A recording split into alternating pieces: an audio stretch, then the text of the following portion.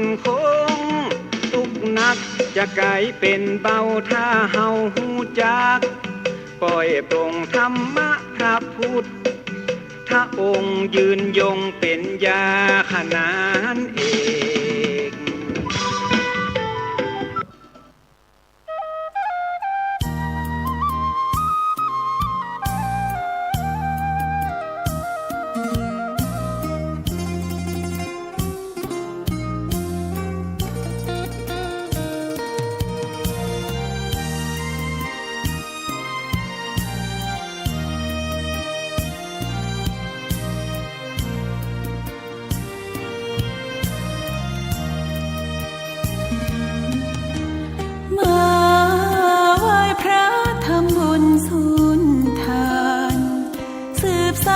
ตำนานโบราณกาลนานมีวัดวังสิงห์คำอำเภอเมืองเชียงใหม่แห่งนี้และนาญาติโยมน้องพี่สามัคคีรวมทานรวมทุนวัดวังสิงห์คำรู้กันทั่วคอนพระครูวิสิทธิ์ศิลาภรณ์เทศสอนให้พรเกื้อกูลเจ้าคณะตำบลป่าแดดหน่อเนื้อนาบุญเจริญพรญาติโยมคุณร่วมบุญร่วมแรงศรัทธาพระเจ้าทันใจคู่วัดวังสิงห์คำบารมีเลิศล้ำญาติโยมเลื่อมใสบูชาครูบาเจ้าศรีวิชัยให้พรมวลมิตรสิทธาพระประจำวันเกิดเสริมดวงชะตาให้อาหารปลาหน้าวัดสุขใจเชิญร่วมบุญสงน้ำพระธาตุน้อมใจอภิวาทขอบุญสุขใจสุขกายไหว้พระขอพรองค์พระเจ้าทันใจหลวงพ่อประเสริฐเจริญพรอวยชัยให้ท่านสุขใจทั่วกัน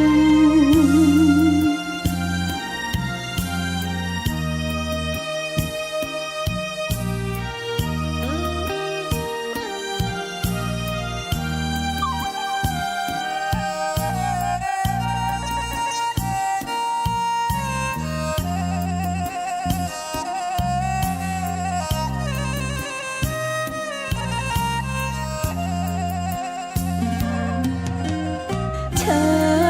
ญร่วมบุญสงน้ำพระธาตุน้อมใจอภิวาทขอบุญสุขใจสุขกายไหว้พระขอพร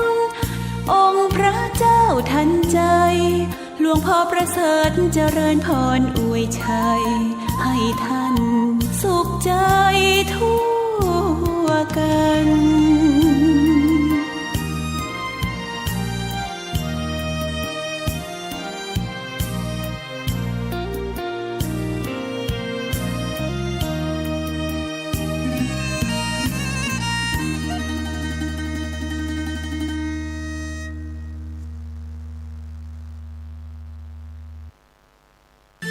ก็ขอ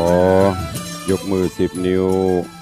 กราบนอบน้อมอย่างพระติรัตนแก้วเจ้าตั้ง3 ประการ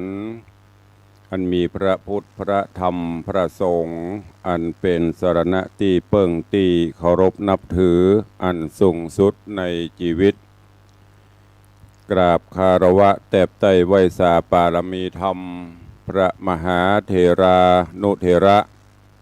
เจ้าคณะพระสังฆาธิการภิกขุสงฆ์สามเณรจุตนจุองค์โดยความเคารพเจริญสุขเจริญปอนปอออกไม่ออกศรัทธานาบุญตินจองห้องวัดจุหนุ่มเท่าใจยิงก็ขอน้อมต้อนรับทุกท่านเข้าสู่รายการมรดกธรรมกำเมืองและสาระธรรมกำเมือง ต่างสถานีวิทยุกระจายเสียงพระพุทธศาสนาแห่งชาติและสังคมคลื่นเพื่อการศึกษาพระพุทธศาสนาและวัฒนธรรมคลื่นพระพุทธศาสนาและจริยธรรมส่งสัญญาณออกอากาศต่างสถานีวิทยุวัดฝ่ายหินตำบลสุเทพอำเภอเมืองเชียงใหม่จังหวัดเชียงใหม่ในระบบคลื่นความถี่ FM 104.50 เมกะเฮิรตซ์สถานีวิทยุคลื่นพระพุทธศาสนาและจริยธรรมในความอุปถัมภ์ของมูลนิธิพระบรมธาตุเจ้าดอยสุเทพส่งสัญญาณกระจายเสียงในระบบคลื่นความถี่ FM 96.0 เมกะเฮิรตซ์พร้อมกันนี้ก็ขอยกมือ10 นิ้วกราบถวายการต้อนรับและเจริญพรต้อนรับครูบาอาจารย์ท่านเจ้าพระเจ้าประสงค์องค์สามเณรตลอดจนพ่อออกแม่ออกศรัทธานาบุญอุบาสกอุบาสิกา FC แฟนรายการทุกรูปทุกท่านที่ได้เข้ามาติดตามรับชมรับฟังทั้งภาพและเสียงการไลฟ์สดทาง Facebook ไลฟ์ของสถานีมรดกธรรมวัดวังสิงห์คำ Facebook ไลฟ์ของธรรมะคลายเครียด Facebook ไลฟ์ของธรรมะภาคเหนือ Facebook ไลฟ์ของอาจารย์พระครูสมุวิศวัตรวรกิโจ Facebook ไลฟ์ของทีวีวัดฝ่ายหินตลอดจนหน้าจอ Facebook ไลฟ์ของ FC ญาติธรรมแฟนรายการทุกท่านที่ได้เข้ามาแล้วก็เมตตาแชร์เสียงธรรมแชร์เสียงบุญนี้ไปยังกลุ่มเพื่อนๆของท่านกราบขอบพระคุณท่านผู้อำนวยการสถานีเจ้าหน้าที่ช่างเทคนิคทุกสถานีขอบพระคุณญาติธรรมทุกท่านที่ได้ให้กำลังใจรายการนี้ดำเนินโดยกล่าวกับผมอาตมภาพพระครูวิสิทธิ์ศรีลาภรณ์ตุลงในวังเจ้าคณะตำบลป่าแดดเจ้าอาวาสวัดวังสิงห์คำตำบลป่าแดดอำเภอเมืองเชียงใหม่จังหวัดเชียงใหม่เป็นผู้ดำเนินรายการปะกันเป็นประจำตั้งแต่เวลานี้เป็นต้นไปจะได้น้อมนำเอาเสียงธรรมะแบบปืนบ้านล้านนาภาษากำเมืองมาเทศนาฮือทุกท่านก็ต้องขอประทานอภัยสุมาอภัยสำหรับญาติโยมที่อยู่ในภาคอื่นบางท่านก็อาจจะรับฟังภาษาถิ่นภาษาเมืองเหนือรู้บางท่านก็อาจจะฟังรู้บ้างไม่รู้บ้างบางท่านก็อาจจะฟังไม่รู้เลยก็ติดตามรับฟังกันไปเรื่อยๆฟังวันละนิดวันละหน่อยเดี๋ยวก็จะรู้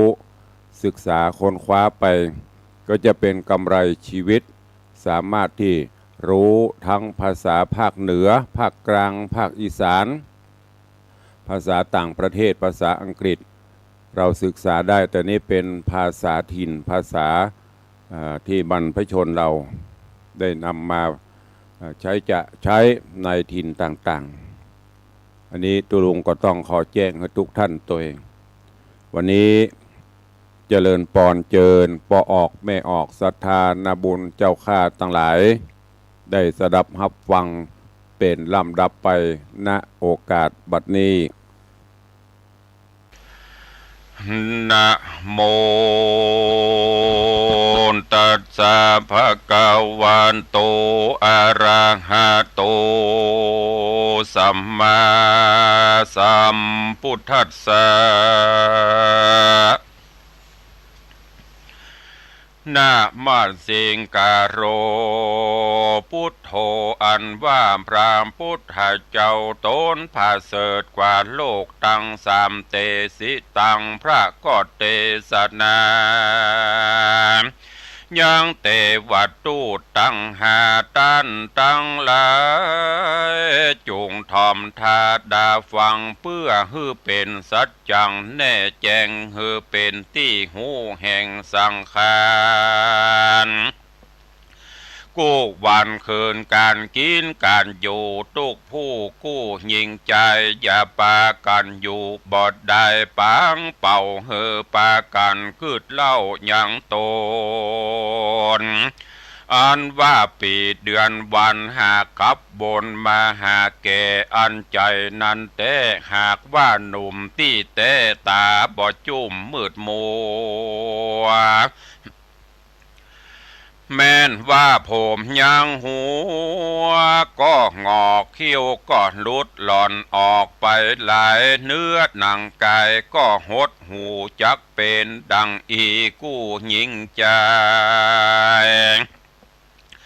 ควรดีปาการคงขวายกะตำบุญฮือตันรักษาศีลเมตตาภาวนาหาความดีใส่ตัวไปใจอย่านับใดอยู่นอนได้การตั้งตาให้ไผ่บ่หูจะได้ฟู่อูสักเสริญปีเดือนเกินขับฮือแก่เปียที่แผ่พับตัวอย่านับใครหัวจะกว้ายฮือกึดหนีหายสู่ต่างดีอย่าถือแก้วอันบอบมีก้าแก้วต่ำจ้าบอดดีเอาเฮือปา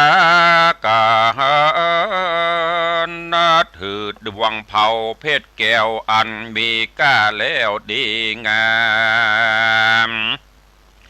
ขาลองจามกึดฮอดเอาใจจอดหาดูยังหมู่ศาสตร์น้อยใหญ่อันเดือดไม่ตุกขาม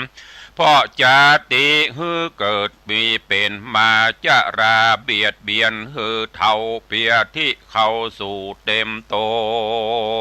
นมอลันดามาจนฮือตายจากจุผู้กองหากเหมือนกันเสียงคนนั้นสะเศร้าตั้งเสียงสัตว์ออกล่าหากินดังสัตว์บินบนและเตี้ยวย่างไผ่บ่อาจอยู่ข้างเดานานกันมัจจุมันมาฮอดก่อนจางตายละต้อตนตัวละเครื่องขัวขว้างไว้ฝูงหมู่ญาติให้วิงวอนโซนสารจรลำบากเหือบางเกิดทุกข์ยากนักหนาดังพระสัทธาเป็นเจ้าหากโกดเงื่อนเก้าเตสนาเป็นวาระกถาว่าดังนี้อาหัมปิโคมหิจาติธรรมโบจาติอนาติโตอาหัมปิโคมหิจาราติธรรมโมจาราอนาติโตอาหัมปิโคมหิพญาติธรรมโมพญาธิอนาตินโตอาหัมปิโคมหิมรณะธรรมโมมรณะอนาติโตอาหัมปิโคมหิทุกขะธรรมโมทุกขะอนาตินโตหันตะยังกันละญาดังกะโรมิกาเยนะวาจามานาสาญะมาลานานสติดังเนอาหัมปิแม่นบาตัวแห่งเฮาและตัวแห่งต้านต่างหลายจาติธรรมโมมีสภาวะอันเกิดมาก่อมเป็นทุกขาเมื่อยามน้อยเป็นทุกขาคอยเมื่อเป็นเด็กแดงฝูงมดแมงมาต้อมไตก็บ่จ้างไล่และขับเน มาเป็นตุกขีบ่จ้างปากเป็นตุกยากเมื่อยามการตุกเนานานฮอดย่างตุกเสพสั่งหากินเป็นตุกเมาเวนพาแผ่ยามเมื่อพ่อแม่ปัดพรากมาเป็นตุกลำบากด้วยกรรมด่าตุกโดยกรรมว่าบุบตีอันเปิ้นมาค่ำคาราเวอยู่ใจใจอานาติโตโอก็บ่มีที่จักปนไปใดก็เพราะจาติธรรมโมนั้นไซฮือเกิดเป็นมาจริงใดมาเป็นตุกขาดลำบากนั่นแหละอาหัมปิโขแม่นบาตวงแห่งเฮาก็เป็นดังนี้แต่จะแลอาหัมปิโขแม่นตัวแห่งเฮาและต้านจลาติธรรมโมมีสภาวะอันเกิดแล้วก็ฮือเท่าค่ำจันดามีหน้าตาอันหิวซ้ำหนังก็มาญาณตาก็มาฟังมัวมืดลมขึ้นจืดสันหลังจีนบางสั่งก็โหดหูยามเมื่อปากฟู่ก็บ่ปวนดีฟังมือก็มาถือไม้เต้าเนี่ยมาย่างกลมเก่าหลังโกสังมาเป็นตุกโคเมื่อยามแก่เท้าจากลูกนั่งก็เต้าสวยใสตุกขังมาบ่หายเหือดแห้งมาเป็นตุกแต่งตั้งธรรมอานาติโตโหบ่มีเวลาอันจะข้ามล่วงพ้นไปได้จราติธรรมโมมีสภาวะอันเกิดมาแล้วก็เท่าจรานั้นก็มีจริงแลอาหัมปิโขแม่นตัวของเฮาและตัวของต้านต่างหลายพญาธิธรรมโมมีสภาวะอันเกิดมาแล้วก็เป็นพญาธิจนะบุตรที่มี96ประการคือว่ามาเป็นลมสาและฝีมาอากมาเป็นขี้ขากและขี้ลากลายหูเป็นลมบาบหมูและมองคอเป็นตาต้อและหัวเมามาเป็นลมขึ้นเสาลงเสาและลมสะอื่นมาเป็นลม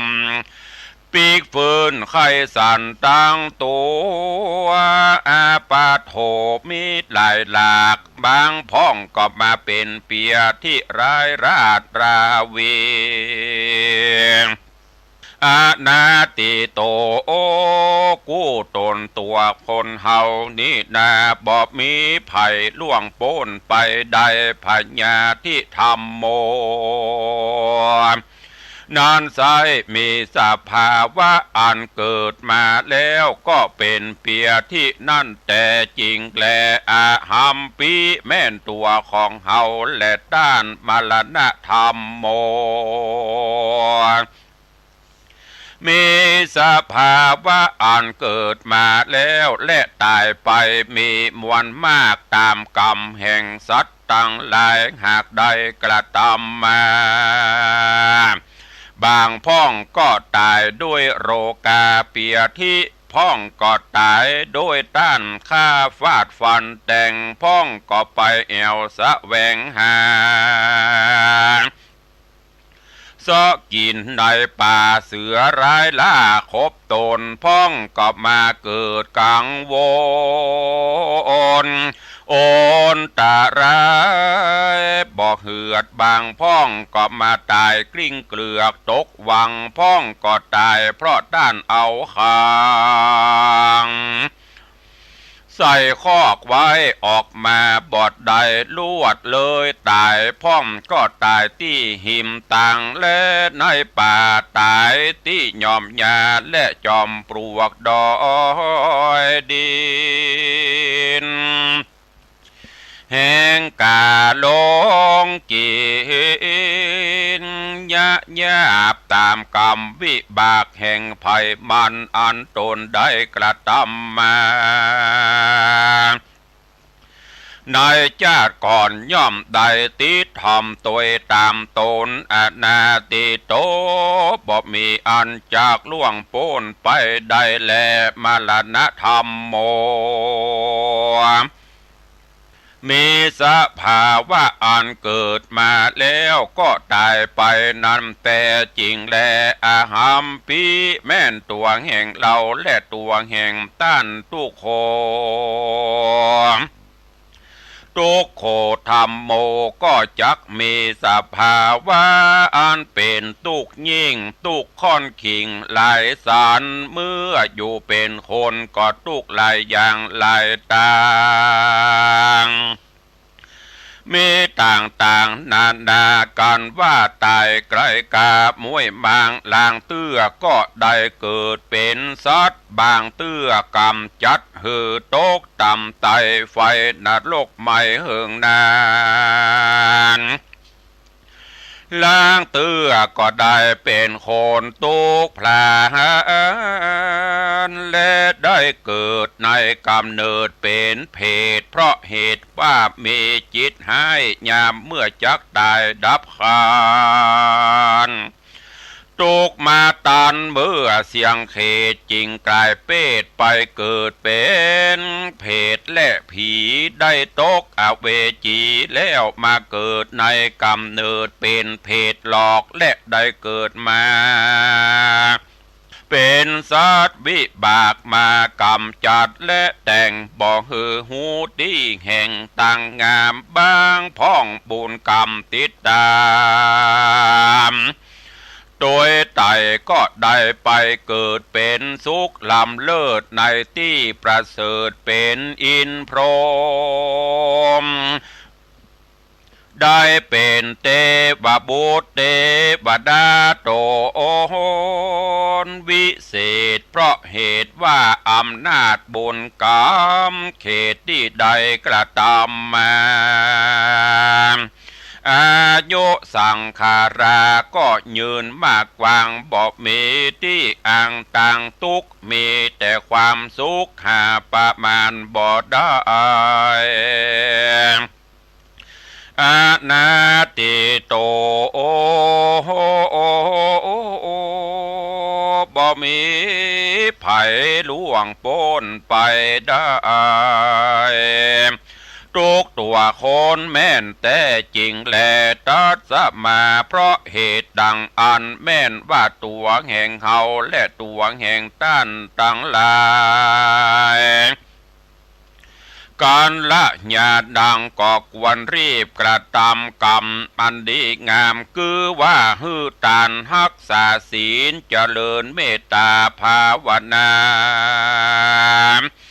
ไปใจกาเยนะโดยกายวาจาญะโดยปากมนาสาโดยใจแม่นคนที่ตายไปและดับขันฝูงคนอันอยู่ไปหลังก็บอกวันให้หาปริเวทนาอื่นอ่อนบอกกวนเป็นทุกย้อนโดยต่างตายบอกวันเสียได้โดยคาบเน่าบอกวันโศกเศร้าโดยมัจจุราจะทำว่ำวายการให้หาคนตายนี่นาบ่เป็นภาระนาบุญสักอย่าเต้าเป็นทุกข์ลำบากแก่ผู้ให้ควันเดร่ำเปิงไปมาใจเพราะเหตุว่าเฮาร้องไห้มันก็บอกคืนมากาญากาตาแม่นตัวของเฮาก็ยังจากตา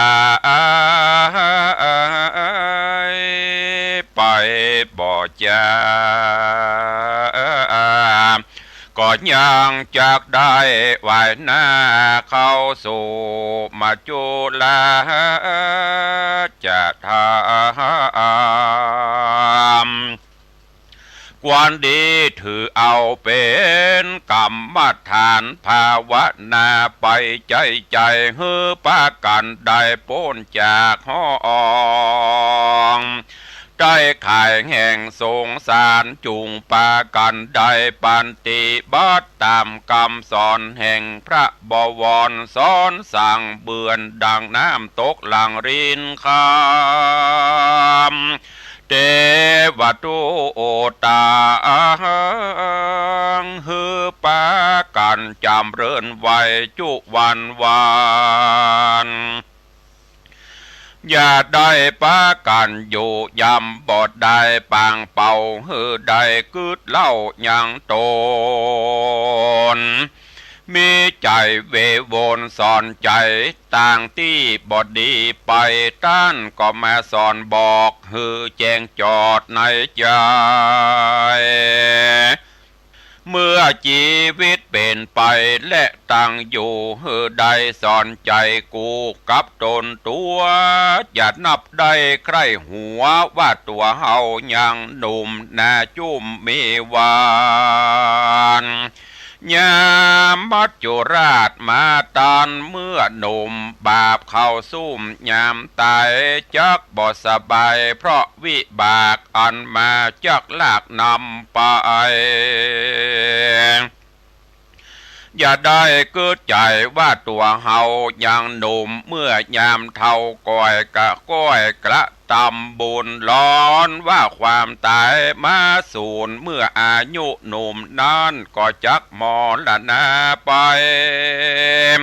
บ่มีอันใดจักเอาไปตัวใดมีแต่บุญกับบาปกรรมที่เฮาได้กระทำไว้ย่อมติดตามไปแลนะชายาอิวะเหมือนดังเงาเตรียมตนฮือได้สะเวยผลเป็นสุขและทุกข์กู้ตามกรรมสงสารอันนี้นอมัจจุราชธรรมนินอมันตึงบ่อโปนได้สักอันแหละมันบ่ยอมเว้นแว่แก่คนได้อปิเยหิวิปโยโคทุกโขปิเยหิบางพ่องหักกันจังกันจักตายเบื่อหน่ายก็พรากจากกันไปเพราะกรรมเว้นเป็นสายใหญ่ทุกเข็นใจบ่ใจหน่อยเป็นทุกขาคอยแห่งเวรานุเวนปิเยหิวิปโยโคทุกโคหากกันแปลงกันบอดใดไปอยู่ด้วยกันต่างอยู่ไกลกันต่างห้องไกลเต้ต้องแห่งต่างเตียวมีดงเขียวและปูดอยมาขอบข้านแสนที่หักนั้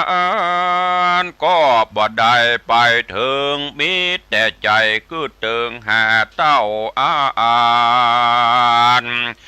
เจ็บป่วยนั้นก็บ่ได้ไปจูฝูงปุถุจัดนางบางพ่องก็อ้างว่าจักกระทำบุญลวดบ่ได้กระทำแต่มัจจุราชมาข่มแป้ขับตายบุญบ่มาติดต่อมีแต่ปากอ้างล้อว่าจะกระทำบุญลวดหายสูญปังเป่าเนินนายกำปากเล่าว่าได้ลวดตายไปด้วยกินแหน่งบาปกรรมแฝงติดต่อตกนรกก่อกรรมเวร เป็นตุกเห็นในนรกฮือไฟมกมาดไม่ปาการร้องไห้เวทนาปาหูจะนาจูงฟังราจำชื่อฮือทีเพื่อเฮอหูดีนักและเบาอย่านึกว่าตัวเฮายังหนุ่มตาใสจุ่มไปตั้งวันอายุขันทังก็แก่วันและเวลาก็แผ่ไปถึงวันปีเดือนวันปั่นหือเท่าแก่บ่เว้นแว่แก่คนใดสักคนปุถุชนเฮาทุกหมู่จุผู้กู้ยิ่งใจกวนปากันคงควายกระทำบุญหือตานรักษาศีลเมตตาเจริญภาวนาไปใจจะได้อยู่นอนใจจงปากันจำศีลกินทานไปอย่าขาดอย่าได้ประมาทบุญกรรมการว่ากระทำบุญไปทีละเล็กละน้อยก็คือมีจิตเจตห้อยตั้งบุญเต็มว่าใดตันน้อยก็จูงมีจิตเจตห้อยในบุญญาเขตก็จักเป็นเหตุฮือมีกุศลหลายอุปมาเหมือนไฟนิดเดียวบ่ได้เผาป่าก็ยังลูกไม่กว่าลามลายอย่ากระทำบาปไม่ผิดแผกตัวเฮาจักได้เบาบาปตายโดยอุปมาเหมือนคนขี้โขยมาป้ออย่าได้ก่อบาปแม้แต่นิดเดียวมันจากโลกเป็นเปรตทางโลกไม่หลังลายลา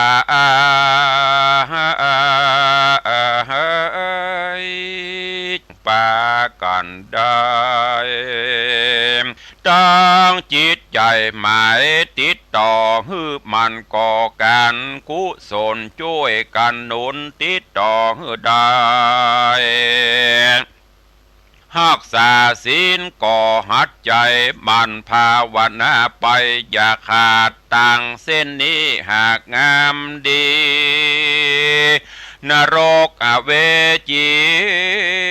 บ่หันได้ไกลสะเวยสุขได้ตามใจมีความสวัสดีไปบ่หูท่าเอา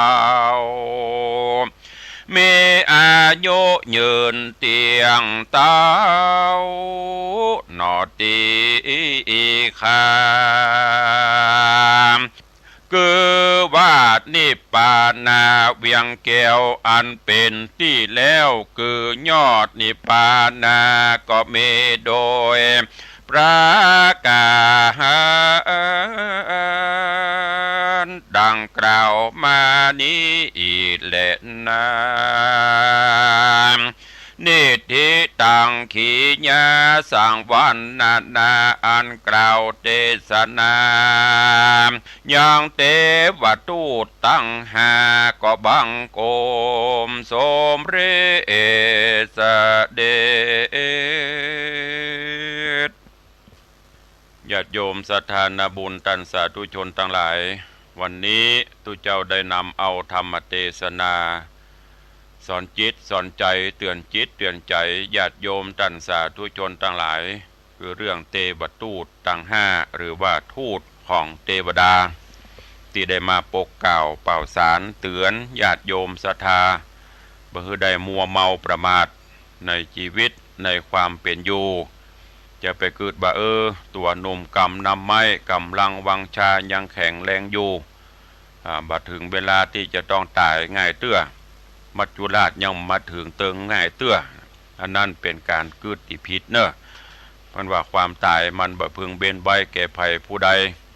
กรรมมาถึงมัจจุราชมาเติงตันย่อมจะต้องปัดต้องพรากต้องตายจากกันไปบ่เลือกหนุ่มบ่เลือกแก่บ่เลือกเท่าชะเลแก่ชรา เพราะฉะนั้นเฮาเกิดมาแล้วก็ต้องมันสร้างคุณงามความดีเมื่อเจ้าเฮาตื่นมาพบเฮายังมีลมหายใจอยู่นั่นก็แสดงว่าเฮายังจะต้องอยู่ผจญในโลกนี้กับสิ่งหลายๆอย่างอย่างที่เปิ้นว่าโลกกระทำ8ที่ครอบงำในตนในตัวเฮาถึงวันบางวันก็ดีใจบางวันก็ทุกข์ใจบางวันก็สุขบางวันก็ทุกข์บางวันก็ได้รับเสียงสรรเสริญเยินยอบางวันก็ได้รับเสียงติฉินนินทาสิ่งเหล่านี้ที่มันครอบงำจิตใจครอบงำสัตว์โลกอยู่ถึงวันและจะต้องเปลี่ยนไปตามกรรมได้ยศพ่องเสื่อมยศพ่องได้ลาภเสื่อมลาภพ่องเนี่ยมันบ่แน่นอนเสมอไปคระเคล้ากันไปที่สำคัญแล้วเฮาจะต้องมีจิตใจคือเป็นบุญเป็นกุศลจิตใจเป็นสมาธิใจสติปัญญาพินิจพิจารณาอันไหนดีก็ปฏิบัติไปอันไหนที่มันบ่ดีก็เลิกละไปจะไปเป็นปัญหาสังคมลูกหลานก็เช่นเดียวกันต้องเป็นลูกที่ดีของพ่อของแม่เป็นลูกหัวแก้วหัวแหวนช่วยเหลือและที่สำคัญนั้นดีบดีดูที่ความกตัญญูกตเวทิตาธรรมลูกเต้าคนไหนดีบดีพอที่มีความกตัญญูฮู้คุณพ่อฮู้คุณแม่เข้าตามน้ำเนาะช่วยเหลือเพื่อแผ่สงเคราะห์อนุเคราะห์คือพ่อแม่ได้ตุกอกตุกใจคือพ่อแม่ได้เจ็บกรรมละกรรมใจคือพ่อแม่ได้ต้องมันละเวเหหนเป็นทุกขบนกับตนกับตัวเนี่ยคือพ่อแม่บำรุงพ่อแม่ด้วยอาหารกายด้วยอาหารใจอาหารกายนั่นก็คือเข้าตำน้ำเนาะเลี้ยงดูปูเสื้อผ้าอาภรณ์ผลหมากหลากไม้อันไหนที่หันบ่าควรแก่การที่จะนำไปคือพ่อคือแม่ผู้มีพระคุณก็นำไปแต่จะไปรอบางพ่องนี่โอ้พ่อแม่บ่เคยอย่างยุกผลไม้บะเดียวตามฤดูกาลพ่องนอกฤดูกาลพ่องพ่อแม่บางคนบ่ได้กินเอาไปฮื้อเปิ้นกินเอาไปส่งฮื้อเมื่อเปิ้นมีใจยังดังสาบนี่เปิ้นว่ายามเจ็บไข้ได้ป่วยกินหยังบ่ได้เอาไปเนาะเต็มมันพ่อกินนิดหน่อยเนาะแม่กินนิดหน่อยเนาะกินก็บ่ได้คือกินเมื่อยามเปิ้นอยู่สุขสบายนี่ที่สำคัญเนี่ยมันนึงคืออาหารใจจะไปแย่อย่างคือพ่อคือแม่ได้ทุกอกทุกใจจะไปสร้างความลำกำลำบากคือพ่อคือแม่ได้น้ำตาตกอันนี้เป็นสิ่งสำคัญและที่สำคัญเนี่ยมันนั่นก็คือเฮาฮู้วันเกิดแต่เฮาบ่ฮู้วันตายวันเกิดมาพบส่วนเสเฮฮากินเหล้ากินเบียร์เต้นห้องเพลงกันบุญวะบุญวายม่วนแต่วันตายเฮาบ่ฮู้จะตายที่แห่งโหนตำบลใดตายด้วยอาการจะได้เฮาก็บ่สามารถที่จะฮู้ได้ดังนั้นเตวทูตทั้ง5ได้มาเตือนสติเฮาท่านทั้งหลายอย่าได้ประมาทในความเป็นอยู่ในชีวิตเร่งรีบสร้างกุศลคุณงามความดีตายแล้วบุญกับบาปตานะที่จะติดตามตนตัวเฮาไปเพราะลูกหลานก็ตึมไปตัวเฮาฮักกันปานใดก็จ้างเขาก็ตึมไปตัวยกศพขึ้นกองฟอนจิบพาเผาคนก็ไปส่วนคนผีก็ไปส่วนผีอันนี้เป็นสัจธรรมที่เฮาฮู้เฮาหันกันปัจจุบันนี้รถรางบ้านจองหอเฮือนเรือกสวนไร่นากามเขตที่เฮามีเมื่อยังมีชีวิตอยู่อันนี้ของกูอันยังก็ของกูของข้าตายแล้วไม่ได้เป็นของกูของข้าซักอย่างเป็นของคนอื่นไปหมดบางเตื้อห่วงไว้เฮือลูกเฮือหลานบ่กินบ่ใจบ่ขายสุดท้ายมาเฮาตายละลูกหลานขายไปหมดอันนี้เป็นสิ่งที่เฮาฮู้เฮาหันในปัจจุบันนี้ก็ขอฝากฝังไว้เน้อกับปออกไม่ออกศรัทธานาบุญพุทธศาสนิกชนเฮาเต้าข้าทั้งหลายนำไปคิดพิจารณาแล้วก็นำไปสอนตนสอนตัวสอนลูกสอนหลานเอาไปประพฤติปฏิบัติกันขอความสุขสวัสดีบังเกิดมีกับญาติโยมท่านสาธุชนทั้งหลายอยู่เย็นเป็นสุขจุ่มเนื้อเย็นใจขอให้มีสุขภาพพรานามัยสมบูรณ์แข็งแรง120 ขวบเข้าพรรษาได้อยู่กินอยู่ตานปรารถนาได้สมความปรารถนาเหมือนกันจุตนจุองค์จุผู้จุคนเนอจัตตารโอธรรมาวัฏันติอายุวันโนสุขังปะลัง วันนี้บางเจ้าถ้าบ่เหน็ดบ่เหนื่อยบ่ล้าก็มาพบมาวันนี้บางเจ้าถ้า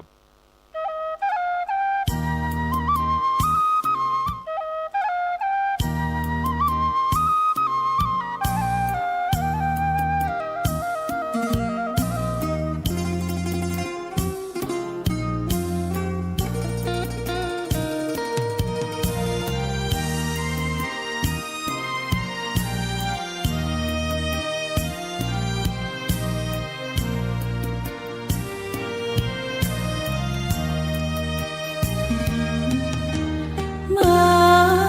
ไหว้พระทำบุญสุนทานสืบสานตำนานโบราณกาลนานมีวัดวังสิงคำอำเภอเมืองเชียงใหม่แห่งนี้และนาญาติโยมน้องพี่สามัคคีรวมทานร่วมทุนวัดวังสิงคำรู้กันทั่วคอนพระครูวิสิตศรีลาภรณ์เทศสอนให้พรเกื้อกูลเจ้าคณะตำบลป่าแดดหน่อเนื้อนาบุญเจริญพรญาติโยมคุณร่วมบุญร่วมแรงศรัทธาพระเจ้าทันใจคู่วัดวังสิงคำบารมีเลิศล้ำญาติโยมเลื่อมใสบูชาครูบาเจ้าศรีวิชัยให้พรมวลมิตรสิทธาพระประจำวันเกิดเสริมดวงชะตาให้อาหารปลาหน้าวัดสุขใจเชิญร่วมบุญสงน้ำพระธาตุน้อมใจอภิวาทขอบุญสุขใจสุขกายไหว้พระขอพรองค์พระเจ้าทันใจหลวงพ่อประเสริฐเจริญพรอวยชัยให้ท่านสุขใจทั่วกัน